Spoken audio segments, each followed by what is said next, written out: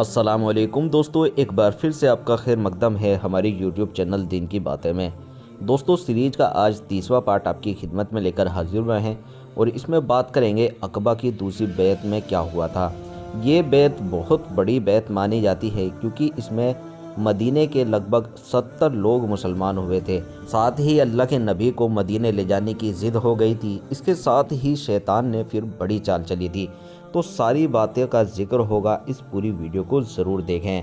نبوت کے 13ویں سال حج کے موسم میں جون 622 عیسوی میں یثرب کے 70 سے زیادہ مسلمان حج ادا کرنے کے لیے مکہ تشریف لائے۔ یہ اپنی قوم کے مشرک حاجیوں میں شامل ہو کر آئے تھے اور ابھی یثرب ہی میں تھے یا مکہ کے راستے ہی میں تھے کہ آپس میں ایک دوسرے سے پوچھنے لگے کہ ہم کب تک اللہ کے نبی صلی اللہ علیہ وسلم کو یوں ہی مکہ کے پہاڑوں میں چکر کاٹتے، ٹھوکریں کھاتے اور بہبید کیے جاتے چھوڑے رکھیں گے۔ پھر یہ سب مسلمان مکہ پہنچ گئے تو پردے کے پیچھے سے نبی صلی اللہ علیہ وسلم کے ساتھ سمپرک شروع کیا اور انت میں اس بات پر سہمت ہو گئے کہ دونوں فریق تشریق کے دنوں کے بیچ کے دن یعنی 12 ذی الحج کو مینا میں زمرہ اولا یعنی زمرہ عقبہ کے پاس جو گھاٹی ہے اسی میں جمع ہو اور یہ ملن رات کے اندھیرے میں بالکل خفیہ طریقے پر ہو۔ آئیے اب اس ایتہاسک ملن کے حالات انصار کے ایک مارگ درشک کے منہ سے سنیں کہ یہی وہ ملن ہے جس نے اسلام اور مورتی کے پجاریوں کی لڑائی میں سمے کی دھارا موڑ دی۔ حضرت کعب بن مالک رضی اللہ تعالیٰ عنہ فرماتے ہیں، ہم لوگ حج کے لیے نکلے، اللہ کے رسول صلی اللہ علیہ وسلم سے تشریق کے دنوں کے بیچ کے دن عقبہ میں ملاقات طے ہوئی اور آخر کار وہ رات آ گئی جس میں اللہ کے رسول صلی اللہ علیہ وسلم سے ملاقات طے تھی۔ ہمارے ساتھ ہمارے ایک مانے ہوئے سردار عبداللہ بن حرام بھی تھے جو ابھی اسلام نہ لائے تھے۔ ہم نے ان کو ساتھ لے لیا، ورنہ ہمارے ساتھ ہماری قوم کے جو مشرک تھے ہم ان سے اپنا سارا معاملہ خفیہ رکھتے تھے، مگر ہم نے عبداللہ بن حرام سے بات چیت کی اور کہا کہ اے ابو جابر، آپ ہمارے ایک پرتشٹھت اور سجن نیتا ہے اور ہم آپ کو آپ کی موجودہ حالات سے نکالنا چاہتے ہیں تاکہ آپ قیامت میں آگ کا ایندھن نہ بن جائے۔ اس کے بعد ہم نے انہیں اسلام کی دعوت دی اور بتایا کہ آج عقبہ میں اللہ کے رسول صلی اللہ علیہ وسلم سے ہماری ملاقات طے ہے۔ انہوں نے اسلام قبول کر لیا اور ہمارے ساتھ عقبہ میں تشریف لے گئے اور نقیب چوبدار بھی مقرر ہوئے۔ حضرت کعب رضی اللہ تعالیٰ عنہ گھٹنا کا وورن بتاتے ہوئے فرماتے ہیں، ہم لوگ پہلے ہی کی طرح رات اپنی قوم کے ساتھ اپنے ڈیرے میں سوئے، لیکن جب تہائی رات بیت گئی تو اپنے ڈیرے سے نکل کر اللہ کے رسول صلی اللہ علیہ وسلم کے ساتھ طے کیے ہوئے استان پر جا پہنچے۔ ہم اس طرح چپکے دبک کر نکلے تھے جیسے چڑیا گھونسلے سے سکڑ کر نکلتی ہے، یہاں تک کہ ہم سب عقبہ میں جمع ہو گئے۔ ہماری کل سنکھیا 75 تھی، 73 مرد، 2 عورتیں، ایک عمارہ نصیبہ بنت قعب تھی جو قبیلہ بنو ماجد بن نزار سے تعلق رکھتی تھی، اور دوسری منیع اسماء بن عمر تھی جن کا تعلق قبیلہ بنو سلمہ سے تھا۔ ہم اس گھاٹی میں جمع ہو کر اللہ کے رسول صلی اللہ علیہ وسلم کا انتظار کرنے لگے اور انت میں وہ لمحہ بھی آ گیا جب آپ تشریف لائے۔ آپ کے ساتھ آپ کے چچا حضرت عباس بن عبد المطلب بھی تھے۔ وہ ابھی اپنی قوم کے دین پر تھے مگر چاہتے تھے کہ اپنے بھتیجے کے معاملے میں موجود رہیں اور ان کے لیے پکا اطمینان حاصل کر لیں۔ سب سے پہلے بات بھی انہوں نے ہی شروع کی۔ بات چیت شروعات اور حضرت عباس رضی اللہ تعالیٰ عنہ کی اور سے معاملے کی باریکی کی ویاکھیا۔ میٹنگ پوری ہو گئی تو دھارمک اور سینک سہایتا کے وچن کو قطعی اور آخری شکل دینے کے لیے بات چیت شروع ہوئی۔ اللہ کے رسول صلی اللہ علیہ وسلم کے چچا حضرت عباس نے سب سے پہلے زبان کھولی۔ وہ چاہتے تھے کہ وہ پورا وورن اس ذمہ داری کی نزاکت کے ساتھ رکھیں جو اس وچن اور وعدے کے نتیجے میں ان کے سر پڑنے والی تھی۔ چنانچہ انہوں نے کہا، خزرج کے لوگوں، عرب کی جنتا انصار کے دونوں ہی قبیلے یعنی خزرج اور اوس کو خزرج ہی کہتی تھی۔ ہمارے اندر محمد صلی اللہ علیہ وسلم کی جو حیثیت ہے وہ تمہیں معلوم ہے۔ ہماری قوم کے جو لوگ دھارمک درشٹی سے ہمارے ہی جیسی رائے رکھتے ہیں، ہم نے محمد صلی اللہ علیہ وسلم کو ان سے بچا رکھا ہے۔ وہ اپنی قوم اور اپنے شہر میں طاقت، عزت اور شکتی و سرکشا کے اندر ہیں، مگر اب وہ تمہارے یہاں جانے اور تمہارے ساتھ رہنے کا آگرہ کر رہے ہیں۔ اس لیے اگر تمہارا یہ وچار ہے کہ تم انہیں جس چیز کی اور بلا رہے ہو اسے نبھا لو گے اور انہیں ان کے ورودیوں سے بچا لو گے تب تو ٹھیک ہے، تم نے جو ذمہ داری اٹھائی ہے اسے تم جانو۔ لیکن اگر تمہارا یہ انداز ہے کہ تم انہیں اپنے پاس لے جانے کے بعد ان کا ساتھ چھوڑ کر الگ ہو جاؤ گے تو پھر ابھی سے انہیں چھوڑ دو، کیونکہ وہ اپنی قوم اور اپنی شہر میں بہرحال عزت اور حفاظت سے ہیں۔ حضرت کعب رضی اللہ تعالیٰ عنہ کہتے ہیں کہ ہم نے عباس رضی اللہ تعالیٰ عنہ سے کہا کہ آپ کی بات ہم نے سن لی، اب اے اللہ کے رسول صلی اللہ علیہ وسلم آپ بات چیت کر لیجئے اور اپنے لیے اور اپنے پالنہار کے لیے جو وچن لینا پسند کریں لیجئے۔ اس بات سے پتہ چلتا ہے کہ بھاری ذمہ داریوں کو اٹھانے اور اس کے خطرے بھرے نتیجوں کو جھیلنے کے سلسلے میں انصار کے مضبوط ارادے، ساہس، ایمان اور اتساہ اور نشٹا کا کیا حال تھا۔ اس کے بعد اللہ کے رسول صلی اللہ علیہ وسلم نے باتیں کی۔ آپ نے پہلے قرآن کی تلاوت کی، اللہ کی اور بلایا اور اسلام پر ابھارا۔ اس کے بعد بیعت ہوئی۔ بیعت کی دھارائیں۔ بیعت کی گھٹنا امام احمد نے حضرت جابر رضی اللہ تعالیٰ عنہ سے سوستار روایت کی ہے کہ حضرت جابر رضی اللہ تعالیٰ عنہ کا بیان ہے کہ ہم نے عرض کیا کہ اے اللہ کے رسول صلی اللہ علیہ وسلم، ہم آپ سے کس بات پر بیعت کریں؟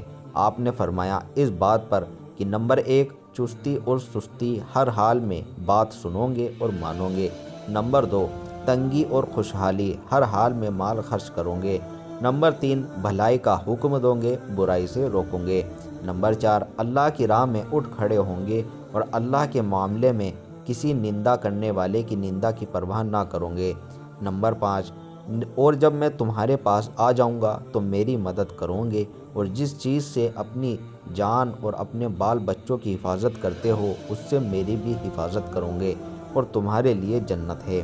حضرت کعب رضی اللہ تعالیٰ عنہ کی روایت میں، جس کا ابن اسحاق نے الیخ کیا، صرف انتم دھارا 5 کا الیخ ہے۔ چنانچہ اس میں کہا گیا کہ اللہ کے رسول صلی اللہ علیہ وسلم نے قرآن کی تلاوت، اللہ کی طرف دعوت اور اسلام کا پرلوبن دینے کے بعد فرمایا، میں تم سے اس بات پر بیعت کرتا ہوں کہ تم اس چیز سے میری حفاظت کرو گے جس سے اپنے بال بچوں کی حفاظت کرتے ہوں۔ اس پر حضرت برا بن معرور رضی اللہ تعالیٰ عنہ نے آپ صلی اللہ علیہ وسلم کا ہاتھ پکڑا اور کہا، ہاں، اس ذات کی قسم جس نے آپ کو سچا نبی بنا کر بھیجا، ہم یقیناً اس چیز سے آپ کی حفاظت کریں گے جس سے اپنے بال بچوں کی حفاظت کرتے ہیں۔ اس لیے اے اللہ کے رسول صلی اللہ علیہ وسلم، آپ ہم سے بیعت کیجئے۔ ہم اللہ کی قسم لڑائی کے بیٹے ہیں اور ہتھیار ہمارا کھلونا ہے۔ ہمارا یہی ریتی رواج باپ داداؤں سے چلا آ رہا ہے۔ حضرت کعب رضی اللہ تعالیٰ عنہ کہتے ہیں کہ حضرت برا اللہ کے رسول صلی اللہ علیہ وسلم سے بات کر ہی رہے تھے کہ ابو الحسن بن تیہان نے بات کاٹتے ہوئے کہا، اے اللہ کے رسول صلی اللہ علیہ وسلم، ہماری اور کچھ یہودیوں کے بیچ وچن اور بدتا کی رسیاں ہیں اور ہم ان رسیوں کو کاٹنے والے ہیں، تو کہیں ایسا تو نہیں ہوگا کہ ہم ایسا کر ڈالیں پھر اللہ آپ صلی اللہ علیہ وسلم کو غلبہ دے دے تو آپ ہمیں چھوڑ کر اپنی قوم کی اور پلٹ جائیں۔ یہ سن کر اللہ کے رسول صلی اللہ علیہ وسلم مسکرائے، پھر فرمایا، نہیں، بلکہ آپ لوگوں کا خون میرے خون اور آپ لوگوں کی بربادی میری بربادی ہے۔ میں آپ سے ہوں اور آپ مجھ سے ہیں۔ جس سے آپ لڑیں گے اس سے میں لڑوں گا اور جس سے آپ سمجھوتا سمجھو گے اس سے میں سمجھوتا کروں گا۔ بیعت کی خطرناکی کی دوبارہ یاد دہانی۔ بیعت یعنی آگیا کاریتا کا وچن دینا کی شرطوں کے بارے میں باتیں پوری ہو چکی اور لوگوں نے بیعت شروع کرنے کا ارادہ کیا تو پہلی پکتی کے 2 مسلمان جو سن 11 نبوی اور سن 12 نبوی کے حج کے دنوں میں مسلمان ہوئے تھے، ایک کے بعد ایک کر کے اٹھے تاکہ لوگوں کے سامنے ان کی ذمہ داری کی باریکی اور خطرناکی کو اچھی طرح اسپشٹ کر دیں، اور یہ لوگ معاملے کے سارے پہلوؤں کو اچھی طرح سمجھ لینے کے بعد ہی بیعت کریں۔ اس سے یہ بھی پتہ چلتا ہے کہ مقصد تھا کہ قوم کس حد تک قربانی دینے کے لیے تیار ہے۔ ابن اسحاق کہتے ہیں کہ جب لوگ بیعت کے لیے جمع ہو گئے تو حضرت عباس بن عبادہ بن نزلہ رضی اللہ تعالیٰ عنہ نے کہا، تم لوگ جانتے ہو کہ ان سے، یعنی اللہ کے نبی صلی اللہ علیہ وسلم کی اور اشارہ کرتے ہوئے، کس بات پر بیعت کر رہے ہو؟ جی ہاں کی آواز پر حضرت عباس رضی اللہ تعالیٰ عنہ نے کہا، تم ان سے لال اور کالے لوگوں سے لڑنے پر بیعت کر رہے ہو؟ اگر تمہارا یہ وچار ہو کہ جب تمہارے مالوں کا صفایا کر دیا جائے گا اور تمہارے بھلے لوگوں کو قتل کر دیا جائے گا تو تم ان کا ساتھ چھوڑ دو گے تو ابھی سے چھوڑ دو، کیونکہ اگر تم انہیں لے جانے کے بعد چھوڑ دیا تو یہ دنیا اور آخرت کی رسوائی ہوگی۔ اور اگر تمہارا یہ خیال ہے کہ تم مال کی تباہی اور بھلے لوگوں کے قتل کے باوجود یہ وعدہ نبھاؤ گے جس کی اور تم نے انہیں بلایا ہے، تو پھر بے شک تم انہیں ساتھ لے جاؤ، کیونکہ اللہ کی قسم یہ دنیا اور آخرت کی بھلائی ہے۔ اس پر سب نے ایک آواز ہو کر کہا، ہم مال کی تباہی اور بھلوں کے قتل کا خطرہ مول لے کر انہیں قبول کرتے ہیں۔ ہاں اے اللہ کے رسول صلی اللہ علیہ وسلم، ہم نے یہ وعدہ پورا کیا تو ہمیں اس کے بدلے کیا ملے گا؟ آپ صلی اللہ علیہ وسلم نے فرمایا، جنت۔ لوگوں نے عرض کیا، اپنا ہاتھ پھیلائیں۔ آپ نے ہاتھ پھیلایا اور لوگوں نے بیعت کی۔ حضرت جابر رضی اللہ تعالیٰ عنہ کا بیان ہے کہ جس وقت ہم بیعت کرنے اٹھے تو حضرت اسعد بن زرار رضی اللہ تعالیٰ عنہ نے، جو ان 70 آدمیوں میں سب سے کم عمر تھے، آپ صلی اللہ علیہ وسلم کا ہاتھ پکڑ لیا اور بولے، یثرب والو تنک ٹھہر جاؤ، ہم آپ کی سیوا میں اونٹوں کے کلیجے مار کر، یعنی لمبا چوڑا راستہ طے کر کر اس یقین کے ساتھ حاضر ہوئے ہیں کہ آپ صلی اللہ علیہ وسلم اللہ کے رسول ہیں۔ آج آپ کو یہاں سے لے جانے کا مطلب ہے سارے عرب سے دشمنی، تمہارے بڑے بڑے سرداروں کی ہتیا اور تلواروں کی مار، اس لیے اگر یہ سب کچھ سہن کر سکتے ہو تب تو انہیں لے چلو اور تمہارا بدلہ اللہ پر ہے، اور اگر تمہیں اپنی جان پیاری ہے تو انہیں ابھی سے چھوڑ دو، یہ اللہ کے نزدیک زیادہ قبول کر لیے جانے والا عذر یعنی ویوستہ ہوگا۔ بیعت پوری ہوئی۔ بیعت کی دھارائیں پہلے ہی طے ہو چکی تھی، ایک بار باریکیوں کو بھی اسپشٹ کیا جا چکا تھا، اب یہ تاکید اور ہوئی تو لوگوں نے ایک آواز ہو کر کہا، اسعد بن زرار اپنا ہاتھ اٹھاؤ، اللہ کی قسم ہم اس بیعت کو نہ چھوڑ سکتے ہیں اور نہ توڑ سکتے ہیں۔ اس جواب سے حضرت اسعد کو اچھی طرح معلوم ہو گیا کہ قوم کس حد تک اس راہ میں جان دینے کے لیے تیار ہے۔ اصل میں حضرت اسعد بن زرار حضرت مصعب بن عمیر رضی اللہ تعالیٰ عنہ کے ساتھ مل کر مدینے میں اسلام کے سب سے بڑے پرچارک تھے، اس لیے پراکرتک روپ سے وہی اس بیعت کرنے والوں کے دھارمک نیتا بھی تھے، اور اسی لیے سب سے پہلے انہوں نے بیعت بھی کی۔ چنانچہ ابن اسحاق کی روایت ہے کہ بنو نجار کہتے ہیں کہ ابو امامہ اسعد بن زرار سب سے پہلے آدمی ہیں، انہوں نے آپ صلی اللہ علیہ وسلم سے ہاتھ ملایا اور اس کے بعد عام بیعت ہوئی۔ حضرت جابر رضی اللہ تعالیٰ عنہ کا بیان ہے کہ ہم لوگ ایک ایک آدمی کر کے اٹھے اور آپ صلی اللہ علیہ وسلم نے ہم سے بیعت لی اور اس کے بدلے جنت کی خوشخبری دی۔ باقی رہی 2 عورتیں جو اس موقع پر حاضر تھیں تو ان کی بیعت صرف زبانی ہوئی۔ اللہ کے رسول صلی اللہ علیہ وسلم نے کبھی کسی پرائی عورت سے ہاتھ نہیں ملایا۔ بحر نقیب چوبدار بیعت پوری ہو چکی تو اللہ کے رسول صلی اللہ علیہ وسلم نے یہ پرستاؤ رکھا کہ بحرہ نیتا چن لیے جائے جو اپنی قوم کے نقیب یعنی چوبدار ہوں، اور اس بیعت کی دھاراؤں کو عملی جامہ پہنانے کے لیے اپنی قوم کی طرف سے وہی نمائندے اور ذمہ دار ہوں۔ آپ کا ارشاد تھا کہ آپ لوگ اپنے اندر سے 12 نقیب پیش کیجیے تاکہ وہی لوگ اپنی اپنی قوم کے معاملے کے ذمہ دار ہوں۔ آپ کے اس ارشاد پر ہی ترنت ہی نقیبوں کا چناؤ ہوا۔ 9 خزرج سے چنے گئے اور 3 اوس سے۔ نام اس طرح ہیں۔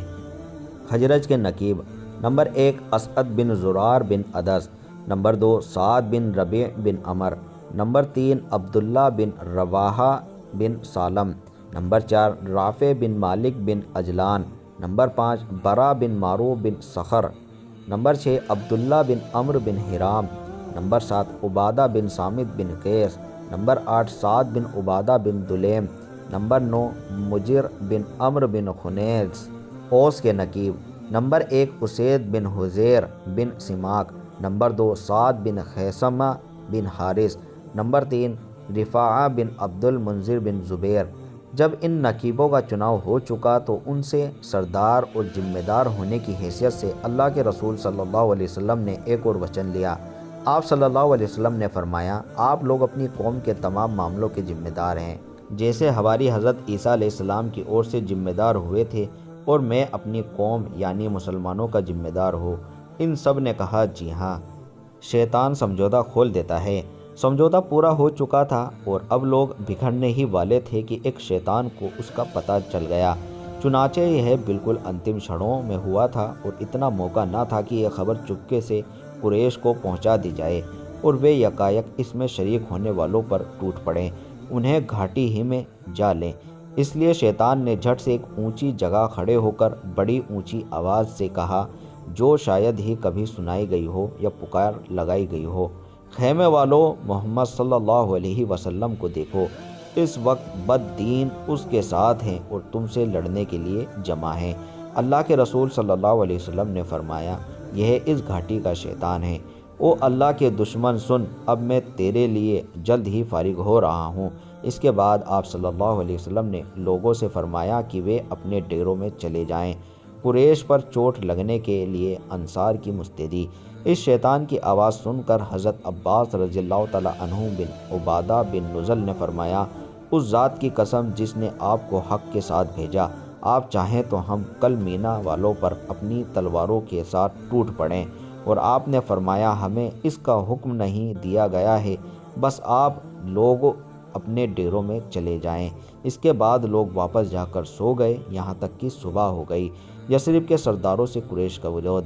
یہ خبر قریش کے کانوں تک پہنچی تو دکھ شوق کی ادھکتا سے ان کے اندر کوہرام مچ گیا، کیونکہ اس جیسی بیعت کے جو نتیجے ان کی جان و مال کے لیے نکل سکتے تھے، اس کا انہیں اچھی طرح اندازہ تھا۔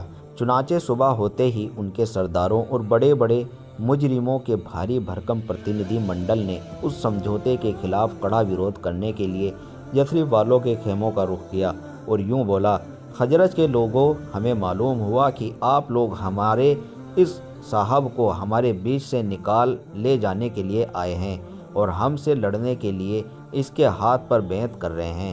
حالانکہ کوئی عرب قبیلہ ایسا نہیں جس سے لڑائی کرنا ہمارے لیے اتنا زیادہ ناگوار ہو جتنا آپ لوگوں سے ہے، لیکن چونکہ خزرج کے مشرک اس بیعت کے بارے میں سرے سے کچھ جانتے ہی نہ تھے، کیونکہ یہ پورا رہسیمئی طریقے سے رات کے اندھیرے میں ہوئی تھی، اس لیے ان مشرکوں نے اللہ کی قسم کھا کھا کر یقین دلایا کہ ایسا کچھ نہیں ہوا ہے، ہم اس طرح کی کوئی بات سرے سے جانتے ہی نہیں۔ انت میں یہ منڈلی عبداللہ بن ابی بن سلول کے پاس پہنچی۔ وہ بھی کہنے لگے، یہ جھوٹ ہے، ایسا نہیں ہوا اور یہ تو ہو ہی نہیں سکتا کہ میری قوم مجھے چھوڑ کر اس طرح کا کام کر ڈالے۔ اگر میں یثرب میں ہوتا تو بھی مجھ سے مشورہ کیے بنا میری قوم ایسا نہ کرتی۔ باقی رہے مسلمان تو انہوں نے کنکھیوں سے ایک دوسرے کو دیکھا اور چپی سادھ لی۔ ان میں سے کسی نے ہاں یا نہ کے ساتھ زبان ہی نہیں کھولی۔ آخر قریش سرداروں میں رجحان یہ رہا کہ مشرکوں کی بات سچ ہے، اس طرح وہ وفل ہو کر واپس چلے گئے۔ خبر کا یہ یقین اور بیعت کرنے والوں کا پیچھا۔ مکہ کے سردار لگ بھگ اس یقین کے ساتھ پلٹے تھے کہ یہ خبر غلط ہے، لیکن اس کی قرید میں وہ برابر لگے رہے۔ آخر انہیں یقینی طور پر معلوم ہو گیا کہ خبر صحیح ہے اور بیعت ہو چکی ہے، لیکن یہ پتہ اس وقت چلا جب حاجی لوگ اپنی اپنے گھروں کے لیے روانہ ہو چکے تھے۔